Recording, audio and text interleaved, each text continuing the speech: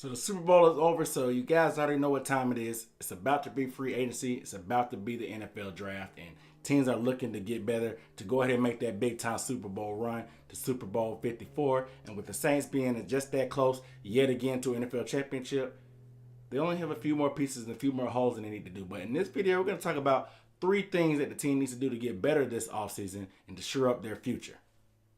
We're starting right now.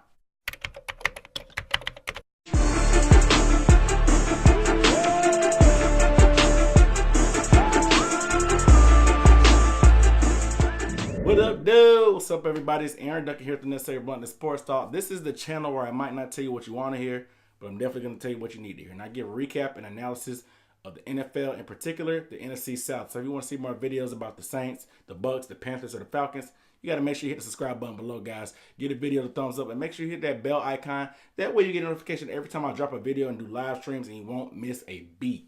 But hey, real quick, down below in the comments, let me know what you think the top three things that the Saints need to do and address this offseason.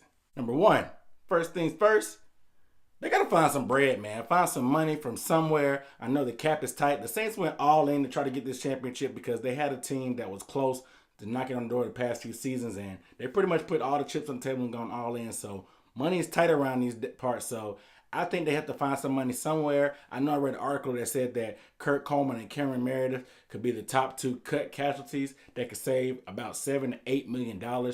That's just to give a little bit extra breathing room. Scanning up and down the salary cap and the rosters online to see who could cut, who could be worth cutting, who hasn't been playing up to their contract, how much money could be saved. And a lot of these contracts are really Trump tight. There's no really wiggle room. So it seemed like those 2 guys will be on the outside looking in, but I'm not exactly sure where else they're going to find money from without just trading for some draft picks or whatever, just to free up some space and some roster spots.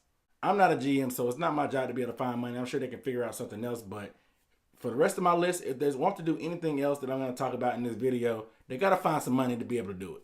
The second priority is find Drew Brees' heir apparent and replacement. So if you've been hanging with me for a while, you know I brought this up last year in the video, and I know there was some Baker Mayfield talks and discussion before Baker Mayfield's draft stock just shot up. I know Sean Payton was meeting with Baker Mayfield during some of the pre-draft process, and it seemed like it could be a good fit just because of the experience with the shorter quarterback. But like I said, Baker Mayfield's draft stock shot up. He ended up going number 1 overall, and it was for good reason. He was the best quarterback this year. This time, the Saints, they have a chance to find somebody. I know they traded a lot of draft picks away to move up to get Davenport, but can they find somebody late in the draft to develop and under Drew Brees? Because I think Drew Brees last year will be this year, and they're going to find somebody, you know, whether it's a vet or a young guy. I know there's been some talks about J.T. Barrett, but I know the Teddy Bridgewater experiment didn't really work. Could he come back? Yeah, he's a free agent. If he came back for the right price, possibly, but I see Teddy being able to get starter money somewhere, so it's going to be tough to bring him back to the Saints in a backup role.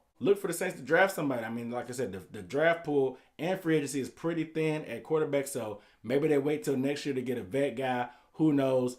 I know next year, if Brees retires, that'll free up a lot of cap room, even though they have to pay Michael Thomas and Alvin Kamara soon. So, but it'll give them a little bit more wiggle room to find a replacement if they want to wait till next year. But I think it's time to do it this year. Find somebody in the draft that you can develop and learn that system. And Sean Payton's a good enough offensive coach to be able to bring a guy along. The number 1 thing that the Saints have to do this offseason is let Mark Ingram walk, man. And whoa, before you guys come at me and get at me in the comments, because I know how emotional you Saints fans get. I know how good and big of a player Ingram has been in his whole career with the Saints. But he's been too productive, man. You have 2 good running backs like this, something's got to give. Alvin Kamara is still young, and he's on a cheap contract because he was a later round draft pick, but he's going to have to get paid soon, too. Michael Thomas is going to have to get paid soon also. Mark Ingram, he could probably command starter money, maybe whether it's $6 or $7 million from a team. I know he's 29 years old, and the cliff is 30 years old for the running back, so that's why I'm a little skeptical. Although he has been splitting carries most of his career, even back to college